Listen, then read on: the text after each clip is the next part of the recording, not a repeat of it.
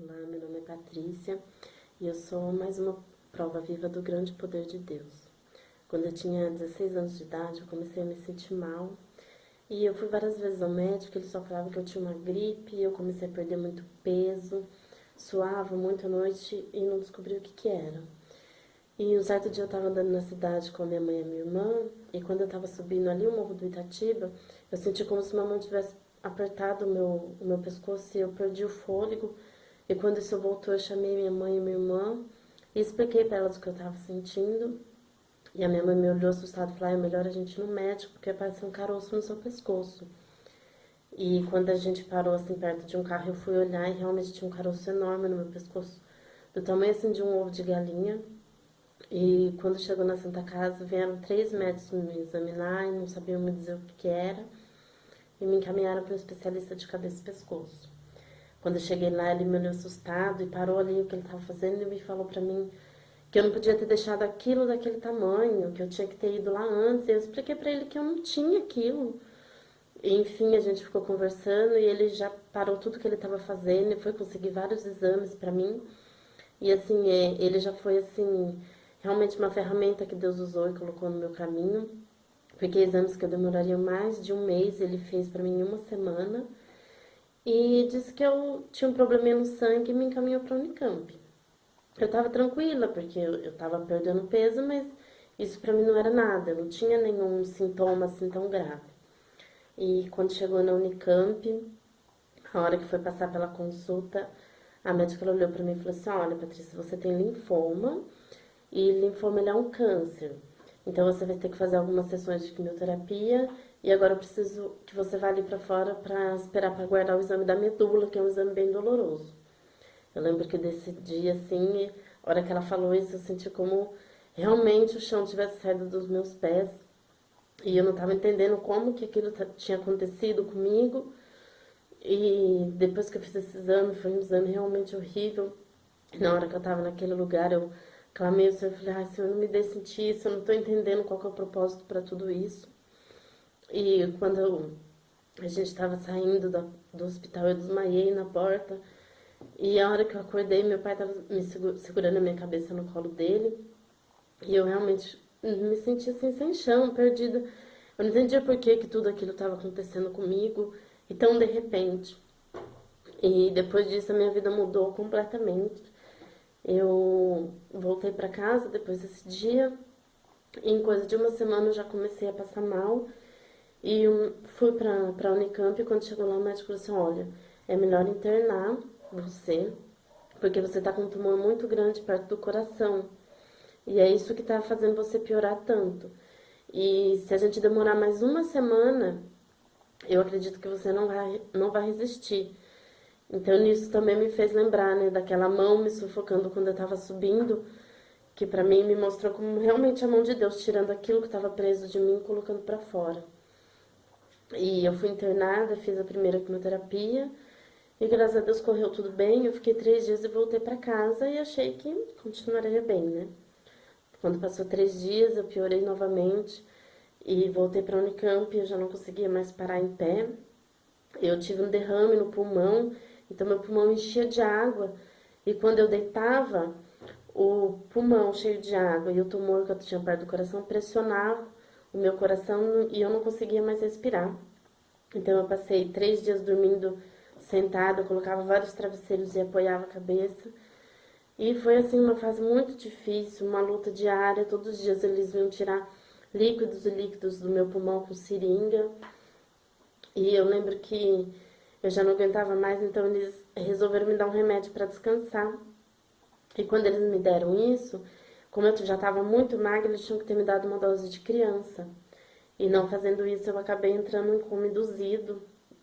E nesse dia os meus irmãos estavam comigo e os médicos vieram conversar e falaram: olha, aconteceu isso. E agora, pra gente poder reanimar ela, ela pode tomar a dose de um remédio. Só que se ela não acordar na sexta dose, ela pode ficar em coma por tempo indeterminado. E meu irmão, sem muito saber o que fazer, resolveu assinar, porque era a chance que tinha ali no momento. Mas, pra honra e glória do Senhor, eu acordei no finalzinho da sexta dose. E depois disso, eles resolveram colocar um dreno no meu pulmão, que é uma mangueirinha que eles colocam para essa água ficar saindo. E foi o que melhorou um pouco, fez com que eu deitasse. E depois que passou um pouco desse susto, e eu tava lá, né, ainda internada, mas já consegui descansar melhor. Chegou uma mulher, a médica veio pro meu quarto e falou: olha, Patrícia, hoje a gente vai ter que conversar sobre um assunto meio chato, que é o seu cabelo. E aí eu falei: pode falar. Ela falou assim: olha, pela quantidade de quimioterapia que você já fez, o seu cabelo é para começar a cair hoje. E então a gente aconselha a raspar. E na hora que ela tava falando, eu já interrompi ela. E eu falei que eu não aceitava, que Deus não ia deixar isso acontecer comigo, que já estava acontecendo tanta coisa ruim sem sentido, que Deus não ia permitir. E comecei a querer lutar pela minha fé naquele momento. E ela falou exatamente isso. Ela falou assim: olha, Patrícia, você fica com a sua fé, mas com a experiência que eu tenho, é pro seu cabelo começar a sair hoje. E ela saiu dali e eu tinha um cabelo enorme. E na hora que eu passei a mão assim na minha franja, a franja saiu inteira na minha mão. E foi um momento muito difícil, eu já comecei ali a chorar. E nisso entrou uma pastora que eu não conhecia, a pastora Rosângela. E ela falou assim, ela se apresentou, né? A gente começou a conversar. Eu enxuguei a lágrima disfarçando. E ela falou assim: olha, Patrícia, eu não te conheço. E eu tava na minha casa secando meu cabelo. E Deus me pediu para fazer um propósito em favor da sua cura. E eu sem nem imaginar o que ele ia falar. Falei: pode falar. E ela falou assim: olha, Deus pediu para mim raspar o cabelo em favor da sua cura. Eu vou raspar o meu cabelo em favor da sua cura. E na hora que ela falou isso, eu já comecei a chorar e agradecer a Deus, porque realmente foi ele falando que aquilo não era nada, que ele estava comigo. E eu comecei a pensar nela, é uma mulher tão linda, ia raspar o cabelo em favor da minha cura, e eu que estava tendo que passar por isso, não queria aceitar. Então, quando ela saiu dali, eu chamei a médica, eu raspei minha cabeça, meu cabelo. E foi um momento muito difícil para mim, para minha família. Eu lembro que meu pai também não queria muito aceitar isso. E quando ele viu, né, eu naquele banheiro do hospital raspando minha cabeça, começou a chorar muito. E foi, assim, um momento muito difícil mesmo. Eu ainda estava internada, já tinha perdido mais 20 quilos. E cada dia que passava era uma luta nova. Eu tinha que fazer exames horríveis, tirar o líquido da espinha. E, enfim, eu tive uma melhora e voltei para casa, achando que, né, que ia melhorar. Voltava toda semana na Unicamp para fazer quimioterapia. Mas não passou 10 dias, eu piorei de novo e voltei para o hospital. Eu fiquei, isso já fazia um ano nessa luta. E quando eu voltei para o hospital, eles não descobriam mais o que eu tinha. Eles me deram um exame achando que podia ser bactérias, fizeram exames e nada saía. Eu estava tendo muita disenteria e no laudo que eu já estava muito desidratada, eu já não comia mais. Quando eu tomava remédio, nem que fosse comprimido com água, eu vomitava, nada parava no meu estômago. E eu já estava assim muito, muito fraca. Eu não ia no banheiro sozinha, eu só andava de cadeira de roda pelo hospital quando eu tinha que ir para algum lugar fazer um exame. E lá na Unicamp é uma universidade. Então todos os dias passam em determinados horários um médico com uma equipe de estudante, apresenta seu caso e fala. E depois de alguns dias já que eu estava internada, um médico passou e falou assim: olha, leu, né, ali o meu laudo que eu tinha e falou: olha, pelo caso dela, o câncer já generalizou para todos os órgãos. E começou ali a discutir. Eu já olhei apavorada para minha mãe. E eu comecei a chorar e falei para minha mãe que eu não queria mais ficar ali. Deus nunca deixou dúvida, sabe? Ele sempre disse que essa doença não era para morte, mas era para honra do nome dele. Mas ali, naquele momento, tão fraca, e quando o médico disse que o câncer tinha generalizado, querendo ou não, a fé, ela acabou se escondendo por trás da razão. E eu lembro que eu comecei a chorar e falei pra minha mãe, mãe, me leve embora. Eu quero morrer em casa, eu não quero mais ficar nesse lugar. E ela pegou e ligou pro meu pai. E meu pai falou assim: olha, Crélia, antes da Patrícia ser nossa filha, ela é filha de Deus. Então, traz ela embora e Deus vai fazer o que for melhor pra gente, melhor pra ela. E nesse dia mesmo o médico veio e me deu alta.